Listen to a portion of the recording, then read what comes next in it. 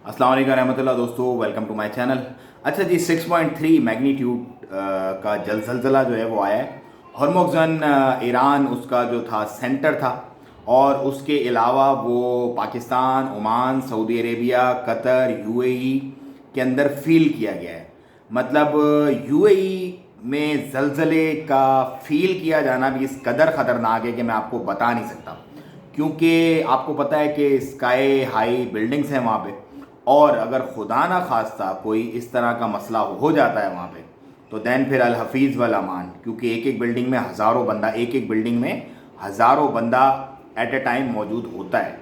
तो अल्लाह अपनी पनाह में रखे तमाम लोगों को। और ईरान से भी खबरें आना बाकी हैं कि क्या जो सेंटर था वहाँ पे क्या मामलात बने, कैजुअल्टीज़ वगैरह तो नहीं हुई, या लोगों का इमलाक का नुकसान तो नहीं हुआ, क्योंकि 6.3 इज़ ह्यूज, ये छोटा जलजला नहीं है। 6.3 मैग्नीट्यूड जो है वो काफ़ी हाई स्केल, रेक्टर स्केल पे कंसिडर किया जाता है। तो अल्लाह पाक अपनी पनाह में रखे सब लोगों को, और हमें इस तरह की आफात से बचा के रखे। ये जो जलजले बेसिकली आते हैं, ये हमें एक हमारी रस्सी को थोड़ा सा खींचा जाता है ताकि हम समझ जाएं और सुधर जाएं कि भैया थोड़ा जिस काम के लिए आए थे उस काम पे कंसंट्रेट करो, आगे पीछे जाने के बजाय। सो हम तो ये दुआ करते हैं कि जब हम इस दुनिया से जाएं तो एक तो हादसाती मौत ना हो, और अल्लाह पाक इस तरह की जो आफती मौत होती है जिसमें बंदे को तौबा टाइप का भी वक्त नहीं मिलता, उससे अपनी पनाह में रखें। अब डिस्कस करते हैं कुछ एनओसी से रिलेटेड। एनओसी जो है वो एक हॉट टॉपिक है, उसका बहुत सारी वीडियोस में बहुत सारे लोग पूछते हैं कि एनओसी का क्या हुआ, एनओसी बताएं। देखें जी, एनओसी के लिए मैं डिटेल बहुत सारी वीडियोस ऑलरेडी बना चुका हूँ, लेकिन आपको पता है टाइम टू टाइम बहुत सारी चीज़ें अपग्रेड होती रहती हैं, तो वो मैं आप लोगों से डिस्कस करता हूँ।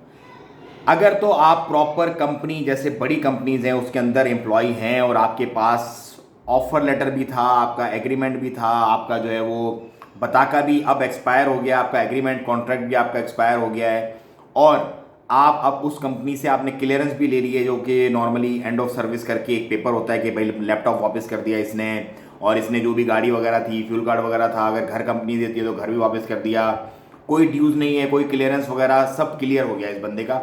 तो उस पेपर के साथ अगर आप वीज़े के लिए जमा करवाते हैं तो आपका वीज़ा नया लग जाएगा, फिर आपको किसी एनओसी वगैरह की ज़रूरत नहीं है। लेकिन अगर आपके पास एंड ऑफ सर्विस भी नहीं है, क्लियरेंस पेपर नहीं है, एग्रीमेंट भी नहीं है, आपका बस सिर्फ वीज़ा एक्सपायर हुआ है, तो ऐसे केसेस में जो सर्विस सेंटर पे भी आप जाएंगे तो वो आपको कहेंगे कि भैया उस कंपनी से जो पिछला आपका एम्प्लॉयर था उससे एनओसी लेके आओ। तो आपने बस ये थोड़ा सा चीज़ों को कॉम्प्लिकेशन से बचाना है। सिंपल सी चीज़ है, आपके पास कोई भी ऐसा प्रूफ होना चाहिए कि आप जिस कंपनी में काम करते थे उसमें अब आपका काम टाइम पूरा हो गया है, और अब आप उस कंपनी का पार्ट नहीं हो। आपने इज्जत के साथ, बिना किसी लड़ाई झगड़े के, बिना किसी परेशानी के उस कंपनी से अपना पूरा कॉन्ट्रैक्ट पीरियड पूरा कर लिया, और अब आप फारिग हो गए हो।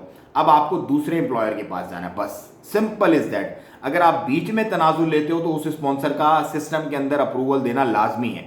जो नया आपका स्पॉन्सर होगा वो सिस्टम के अंदर अप्लाई करेगा कि ये बंदा है, मैं इसको लेना चाहता हूं अपने वीजे पे, और वो जो स्पॉन्सर आपका एग्जिस्टिंग होगा वो उसको सिस्टम में अप्रूव करेगा कि हाँ भाई ये बंदा यहाँ पे जाने से मुझे कोई प्रॉब्लम नहीं है, तो फिर उसका वीज़ा अप्रूव हो जाएगा और वो आपकी कंपनी के नाम पे उसका वीज़ा निकल जाएगा।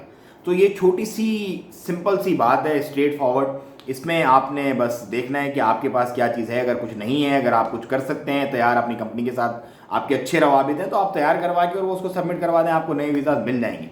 तो मेरा ख्याल है ये आज के लिए काफ़ी अपडेट। मुझे तो इजाज़त, दुआओं में याद रखिएगा। कल एक बड़ी इंपॉर्टेंट प्रेस कॉन्फ्रेंस है सुप्रीम कमेटी की, क्या डिसीजंस आएंगे वो मैं आप लोगों से शेयर करूंगा। दुआ में याद रखिएगा। अस्सलाम वालेकुम रहमतुल्लाह। वीडियो को ज़्यादा शेयर कीजिएगा और चैनल को सब्सक्राइब कीजिएगा।